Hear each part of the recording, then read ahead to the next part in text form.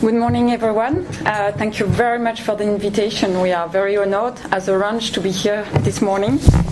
I'm Catherine Flouvat. I'm in charge of corporate social responsibility for Orange in Africa and Middle East. Orange in Africa and Middle East, this is 22,000 colleagues working in 20 countries so far in Africa and Middle East. We have a growth of something like 7% annually and a revenue of 5.7 billion euros. Sorry. We are Africa and Middle East is definitely our key pillar for growth, international growth, for long years now, but in the future as well. And when we were wondering what kind of business we can do, in 2011, we were very surprised to see the correlation between ICT and development. It's a natural correlation that when you increase ICT in a country, in terms of mobile penetration, internet penetration, there is a systematic effect on the GDP. Sorry for my English. But as Orange, we definitely wanted to have more than a natural impact on development. That's why we created what we called Orange for Development strategy, that is based on three pillars that are part of our core business. The first one is connectivity, to make sure that all the people, even in rural areas, can access ICT and benefit from all the advantages of ICT in the country, wherever they are, whatever their revenues are, and whatever their illiteracy rate or ICT literacy rate is. The second pillar is products and services. How to make sure that in our hundreds of new products and services that we launch each year, we make sure that we have a big part of them that have active and proactive and wished impact on the development. If you look at the usual and classical services that telco is launching, you have new prices, you have new smartphones, you have horoscopes, you have gamings, but not so often you hear from ICT for health, ICT for agriculture, or mobile banking for the poorest. So we have to push that, and we push that since 2011. Just to give you the proof of that, we have for mobile banking, we have now Orange Money in 13 countries out of the 20, with more than 14 million customers, and we push, as CSR, we push our colleagues to make sure that this Orange Money is available in rural areas for the poorest as well.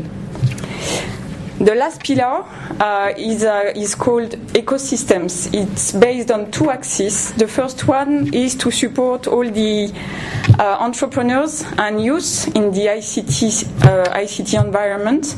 And we have many programs supporting incubators. We have 3 incubators in Senegal, Niger, and Mali, and more to come this year. We have hackathons, coding competitions. We have accelerator in Ivory Coast, and we have the Orange Social Venture Prize since 2011 in all of our African footprint. The second axis of this pillar is very important. It's the way Orange is working in Africa and Middle East. And definitely we chose the inclusive way because we are only a telco. It means that we are not expert in health, we are not expert in agriculture, neither in education, and we need banks to do mobile banking. So we open ourselves, we open the way we work usually, and we learned how to work with associations of farmers, with doctors, with NGOs. And we are now, each of our projects of this O4D, Orange for Development strategy, we never have one project out of the hundreds we have throughout the regions. We don't have one without any partners. It means that for each of them we have between 1 and sometimes 8 partners from local associations, NGOs, governments, private sector, And it was an amazing experience in 2011 when I was working with farmers in Niger, in remote areas, speaking about reportings, KPIs, and they were speaking to me about crops, niébé, meal.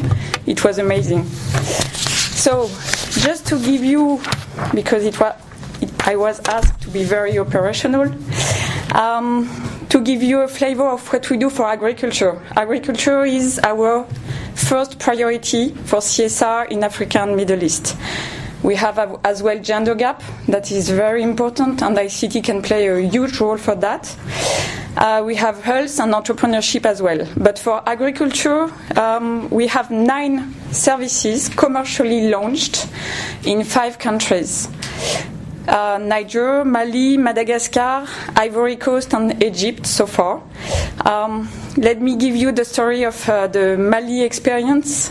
We won grants in 2011 or 12 from the USAID through the GSM Association. And thanks to our experience in Niger on mobile for agriculture services, we launched already. We began with a call center. It means that we created a huge knowledge database with local partners to give all information, advice, prices that were collected daily to all the farmers or all the people who just called a short number in Mali for 20 francs CFA per minute. If you divide the 20 per 656, you will have the conversion in euro. So it means that we created a service, vocal services for people who are illiterate, easy to access, accessible for the poorest, if you consider the price. And it answered the need of the stakeholders because you can access it from wherever you are in Mali.